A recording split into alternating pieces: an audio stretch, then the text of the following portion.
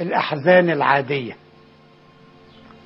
وفجأة هبطت على الميدان من كل جهات المدن الخرصة ألوف شبان زحفين يسألوا عن موت الفجر. استنوا الفجر، ورا الفجر، ان القتل يكف، ان القبضة تخف، ولذلك خرجوا يطالبوا بالقبض على القبضة وتقديم الكف.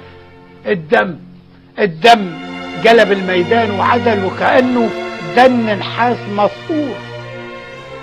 انا عندي فكرة عن مدن يكرهها النور، والجبر اللي يبات مش مصروف. عندي فكرة عن العار وميلاد النار، والسجن في قلبي مش على رسم الصور.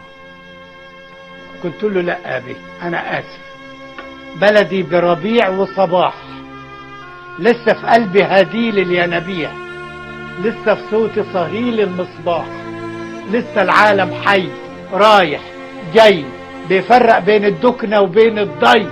بلدي مهما تتضيع مش هتضيع، ما ضايع إلا ميدان وسيع يساع خيول الجميع، يقدم المقدام ويفرسن الفارس ويترك الشجاعة للشجيع. ولا بعرف أبكي أصحابي غير في الليل، أنا اللي واخد على القمر ومكلمه أطنان من الشهور، وعلى النظر من خلف قوة في سور، واللي قتلني ما ظهر له دليل.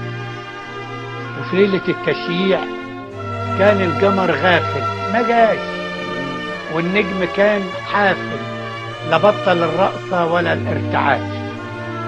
لما بلغنا الخبر اتزحم الباب واتخطفوني الأحباب، ده يغسل ده يكفن ده يعجن كف تراب، وانا كنت موصي لا تحملني الا كتوف اخوان اكلوا على اخوان، وما بينهمش خيانة ولا خوان، وإلا نعشي ما حينفتش من الباب.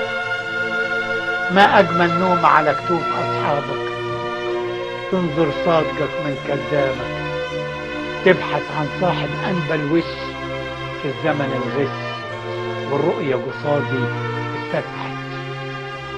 بصيت وحاسب نفسي بين خلاني، تعالوا شوفوا الدنيا من مكاني.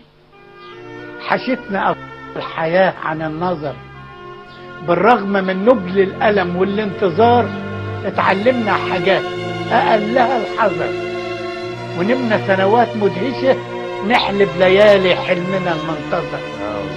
وامتلأت الأسواق بالمواكب تبيع صديد الوهم والمراكب، وفرشة بالوطن على الرصيف بالفكر والجياع وبالعناكب ومذلة الرغيف. شوية فات سقراط مسلسلينه من القدم للباط، ومتهم باليأس والإحباط وبالعدم وبالزنا وباللواط وبكل كافة التهم، وهو عابر للجحيم على الصراط، ينظر على الشعب التعيس ويبتسم. إلى الجحيم للفلسفة، دنيا لا كانت يوم ولا حتكون في يوم كويس، دنيا في هيئة خنفسة، دنيا فسة، ما أتعس الإنسان ما أسعد الحيوان.